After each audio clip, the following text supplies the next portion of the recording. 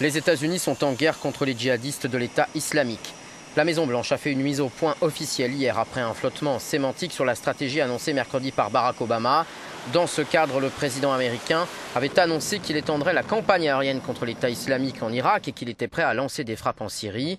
L'un de ses porte-parole a précisé que les États-Unis étaient en guerre contre l'État islamique de la même manière qu'ils le sont avec Al-Qaïda et ses affiliés. Mais attention, dit-il, il ne s'agit pas seulement des États-Unis. Je me réfère à une coalition plus large qui comprend les dirigeants sunnites et nos alliés dans le monde.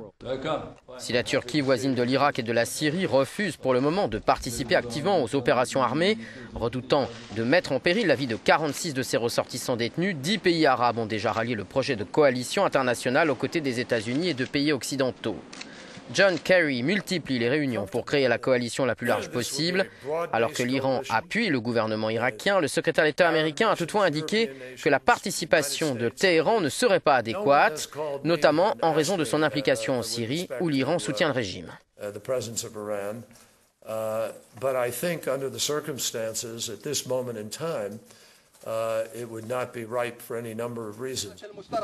Sur le terrain, les raids aériens américains se poursuivent pour épauler les Peshmerga et leurs alliés syriens, alors que la CIA estime désormais que l'État islamique compte entre 20 000 et 31 500 combattants.